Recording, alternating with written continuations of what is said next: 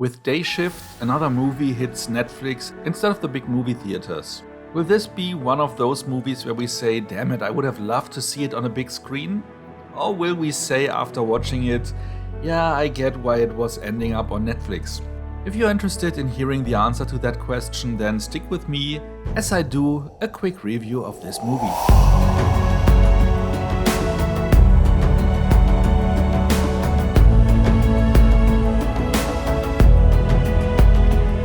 Did you know that there is a vampire hunter union and that you have to follow strict rules to be part of that union? Well, it seems to come with a lot of perks because in this world, vampire teeth are a currency that is paying very good money, especially if you are in a union, because on the black market you don't get as much as in the union for some reasons. But Jablonski is one of these vampire hunters, though he recently lost his union status, so he has to try to make his money by selling to whoever is willing to buy his vampire teeth from him. His day job as a cover is being a pool cleaner, which had created some issues in the past with his wife when she asked him why he is always late and why he is coming back with torn clothes and stuff, to which he never could give a proper answer. That led to him being divorced, and now his ex-wife is planning to move to another state, because the house upkeep is too high, and apparently school also costs more in this current state than it would cost in another. Long story short, if he doesn't come up with $10,000 within a week, they will move and he will only see his daughter once in every blue moon. With the help of his friend Big John, played by Snoop Dogg, who is vouching for him, he is getting one last chance with the union. However, the head of the union doesn't really like Bud and only reluctantly accepts giving him another chance, but also is putting him into a tough spot by partnering him up with Seth, his union rep, who is supposed to keep track that he is not doing any violations to the codes, while also being a complete newbie in regards of vampire hunting with a very low threshold regarding blood and violence. While all this transpires, we also learn that Bud inadvertently has killed a loved one of one of the highest ranking vampires in town, and by that has put himself and his family into the crosshairs.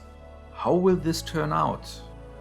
Let's start with the good news. The movie was entertaining from start to finish, and I'm saying that even though I'm not the greatest fan of Jamie Foxx, who is playing the lead, but this is a different story. You have a very interesting setup with the Vampire Hunters Union and everything connected to that, and especially the fight scenes and choreography is mind-blowingly fantastic. So no complaints here, and this is the main reason why this whole movie is entertaining from start to finish. Though you are never allowed to dig a little bit deeper into details, like what does that vampire union really does? Because Bud wanted to have the night shift, which in his words is more lucrative, but at the end of the day he was not being assigned any jobs, he was finding his assignments on his own. And if you are mainly paid by what the vampire you killed is worth, which apparently is handled by their teeth, then it doesn't matter if you kill them at night or at day. Or does it? But things like this are our least worry, because there is that storyline where he is getting into the crosshairs of a very powerful vampire of whom he has killed a loved one. And this vampire follows his track to a pawn shop where he has sold some of his teeth before he was returning to the union, but later finds the fans dead in his office with his own name, but being clearly readable displayed on the table. So he should have known that someone is after him. Yet still he didn't protect his family and he didn't put anything into motion to make sure that his family cannot be taken. He only does that when he is called, indicating that he and his family is now a target of said vampire. This whole thing appeared like it is just an issue of bad editing, so maybe the whole movie was re-edited several times, so that is the result of it. But you have a lot of stuff like that happening, and especially this one scene could have been just easily avoided by cutting out the name being displayed on the table.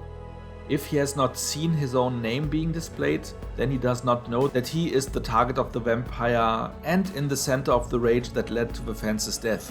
And there are some other similar issues with the screenplay, which I will not list all here because I want to make this video kinda short. Another issue with the screenplay though is a weird kind of humor, like a recurring joke where Seth, his union rep, is constantly pissing his own pants whenever there is any danger around him. And I don't know about you, but seeing a grown man pissing his pants isn't really the heights of humor.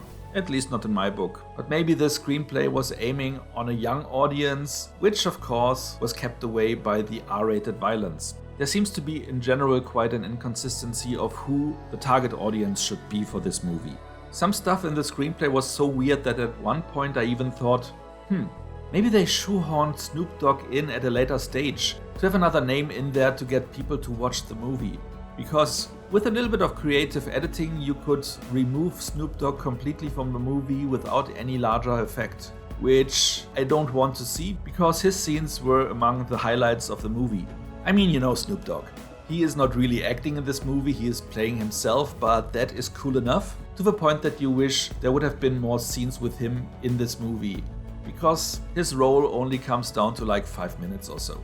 Which is a little bit of a letdown considering how much his role was promoted in the commercials for this movie.